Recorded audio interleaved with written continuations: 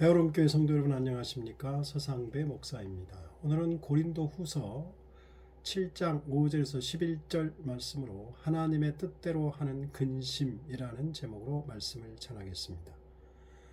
성경 말씀이 모두 하나님의 말씀이고 진리인데 예수님을 믿고 성경 말씀을 듣고 묵상하면서 특별하게 마음에 깊이 와닿고 위로가 되는 말씀들이 있을 것입니다. 저도 그런 말씀들이 있습니다. 저는 다음과 같은 말씀이 그렇습니다. 요한복음 8장 32절 진리를 알지니 진리가 너희를 자유롭게 하리라. 요한복음 14장 27절 평안을 너희에게 끼치노니 곧 나의 평안을 너희에게 주노라. 내가 너희에게 주는 것은 세상이 주는 것과 같지 아니하니라. 너희는 마음에 근심하지도 말고 두려워하지도 말라. 이런 말씀들이 마음에 깊이 와닿는 것은 제게 꼭 필요한 말씀 같고 저를 그렇게 만들어주는 능력이 있기 때문인 것 같습니다. 첫 번째 말씀은 무엇인가 늘 매여 있는 저를 진리가 자유롭게 해준다는 말씀이 제 가슴을 요동치게 했습니다. 두 번째 말씀이 마음에 와닿는 이유는 제 성격과 관련이 있습니다. 저는 마음에 근심과 두려움이 많은 사람입니다. 그래서 마음이 놓이지 않아 늘 속을 태우는 사람입니다. 괴롭게 애를 많이 쓰는 사람입니다. 사랑하는 사람들에게도 제가 하는 일에도 그런 사람입니다. 그러므로 예수님의 이 말씀이 이런 성격을 지닌 저에게 큰 위로와 능력이 되고 있습니다.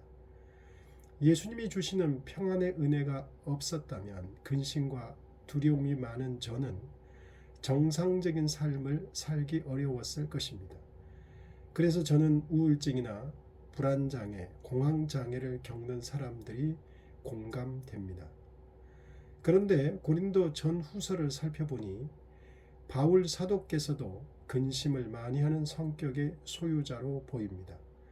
고린도후서 2장 12절 내가 그리스도의 복음을 위하여 드로아의 이름에 주 안에서 문이 내게 열렸으되 내가 내 형제 디도를 만나지 못함으로 내 심령이 편하지 못하여 그들을 작별하고 마게도냐로 갔노라.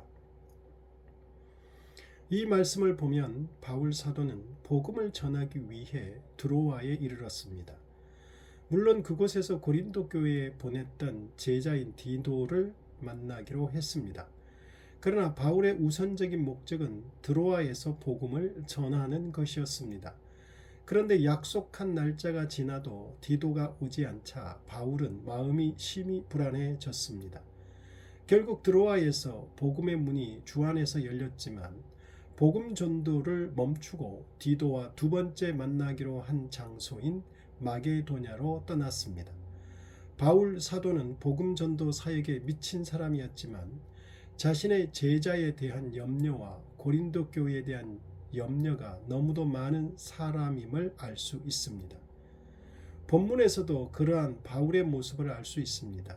고린도후서 7장 8절 그러므로 내가 편지로 너희를 근심하게 한 것을 후회하였으나 지금은 후회하지 아니함은 그 편지가 너희로 잠시만 근심하게 한 줄을 알미라. 바울 사도는 문제가 많은 고린도 교회에게 강하게 책망하는 어조로 고린도 전서와 또 다른 편지들을 써서 보냈습니다. 그런데 그러한 편지들을 쓸 때 그는 마음이 몹시 고통스러웠다고 했습니다. 그들을 정죄하려 하거나 고통을 주려고 한 것은 아니었으나 이러한 의도와는 달리 고린도 교인들이 그 편지를 받고는 마음의 고통을 당했다는 소식을 듣고 바울은 그 편지들에 대해 후회를 하였다는 것입니다. 아마 그는 너무나 강한 의조로 편지를 쓴 것에 대해 후회했다는 것입니다. 그는 편지로 책망하면서도 고통과 근심 중에 있었던 것입니다. 이렇듯 바울 사도는 사람에 대해 그리고 교회에 대해 근심이 많은 사람이었습니다. 문제가 많은 고린도 교회 성도들이 사도인 바울의 가르침을 따르지 않고 심지어 바울의 사도성까지 시비를 걸기 시작했습니다. 이에 바울은 고린도전서를 비롯한 여러 편의 편지를 써서 보내고 제자인 디모데와 디도까지 보내서 바로 잡으려고 했지만 좋은 소식이 없고 와야 되는 디도가 도착하지 않자 마음의 근심이 커져서 심히 불안해 복음 전도 사역을 중간에 멈추기도 한 것입니다. 그런데 마게도냐에서 염려하던 디도를 만났고 고린도 교회에 다녀온 디도는 고린도 교회에서 좋은 소식을 가져왔습니다.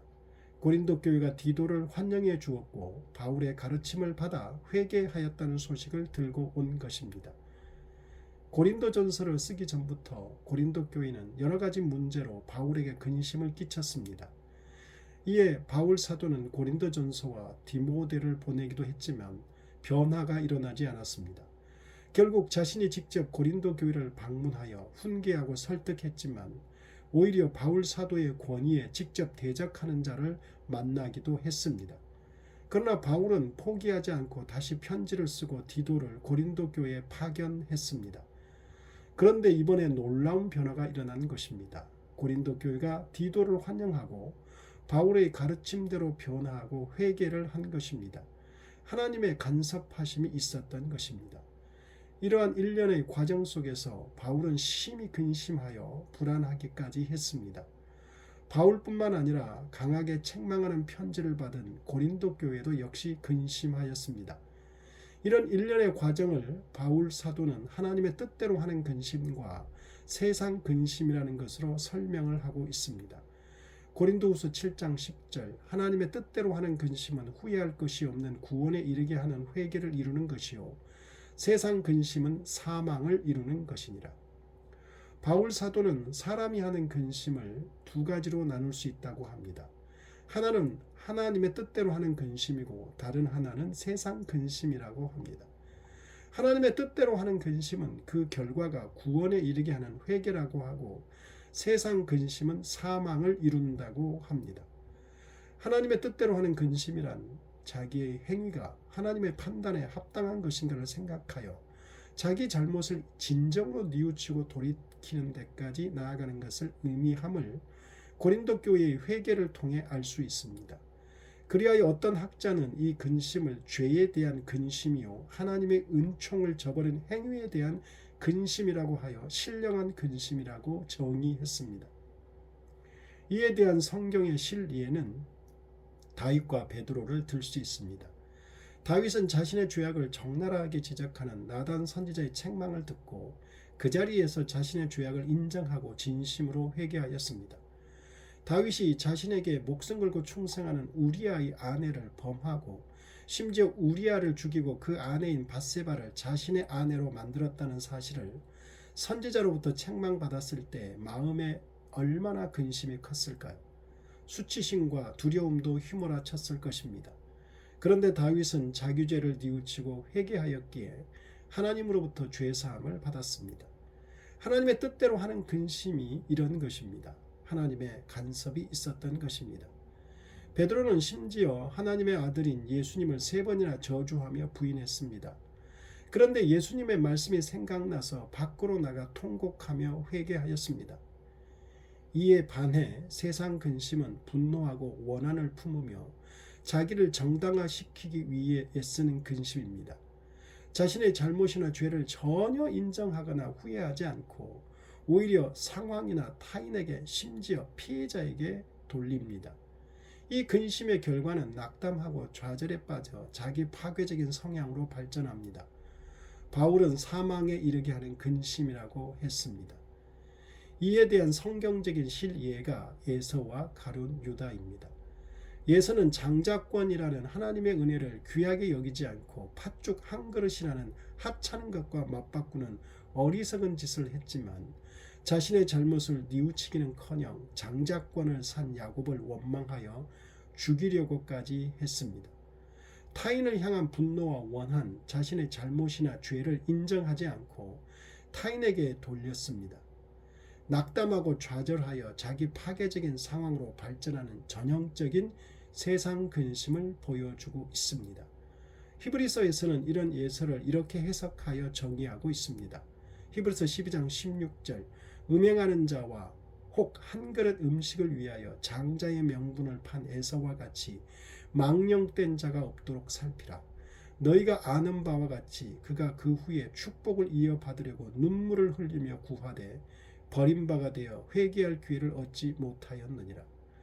가룟 유다도 세상 근심의 전형적인 예를 보여주고 있습니다. 유다에게 예수님은 마지막까지 회개할 기회를 주셨지만 그는 끝내 회개하지 않고 자살의 길을, 사망의 길을 택하였습니다. 고린도 교인들은 문제와 잘못이 많았지만 결국 회개하였습니다. 그들은 바울을 근심하게 하고 힘들게 했지만 바울의 헌신적인 권면을 받고 회개했으며 거짓 사도들로부터 돌아서서 하나님께로 향하였습니다. 이렇게 바울의 사랑에 대한 그들의 결과적으로 영적 사망을 낳는 죄의 길을 피할 수 있게 되었습니다. 바울은 고린도 교인들이 겪은 근심이 하나님의 뜻대로 하는 근심임을 구체적인 실예를 들어 증명해 보이고 있습니다.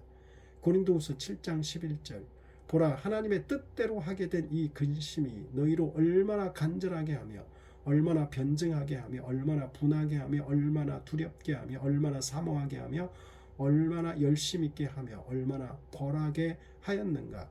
너희가 그 일에 대하여 일체 너희 자신의 깨끗함을 나타내었느니라.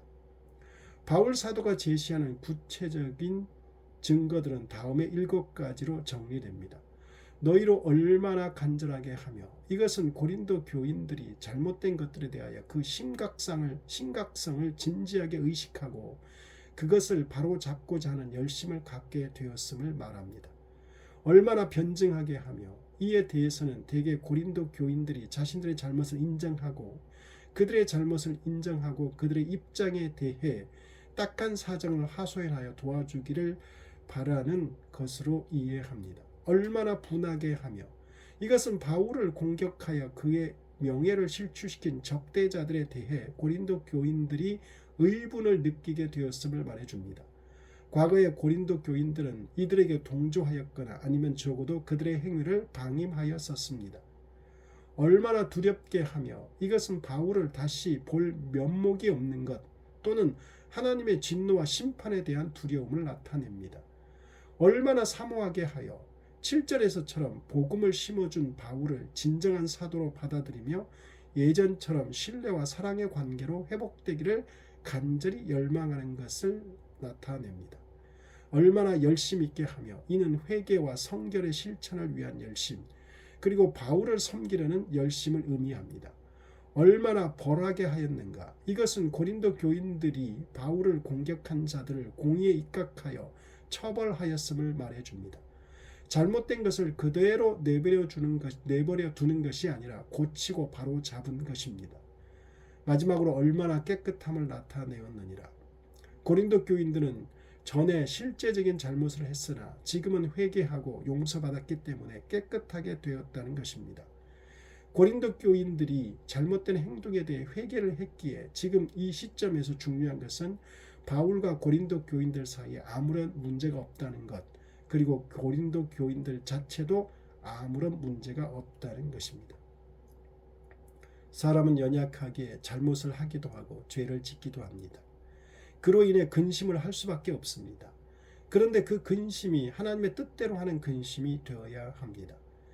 회개함으로 구원에 이르는 회개가 결과로 이어져야 합니다. 그렇지 못하여 회개할 기회를 얻지 못해 사망에 이르는 세상 근심이 되어서는 안 될 것입니다.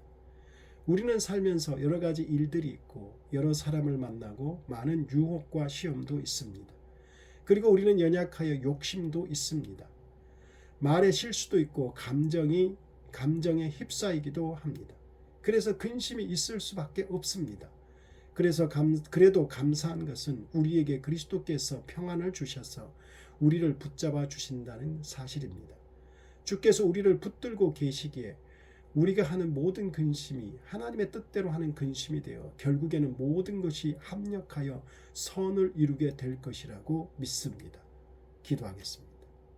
하나님 아버지, 우리가 연약하여 잘못을 범하거나 죄악을 범할 때 하나님의 뜻대로 하는 근심의 과정을 거쳐서 우리의 죄를 인정하고 회개하여 구원에 이르게 하여 주시옵고 하나님 어리석은 에서와 가룟 유다처럼 회개할 기회를 못 얻고 스스로 사망에 이르는 길을 택하지 않도록 주께서 우리를 붙들어 주시옵소서.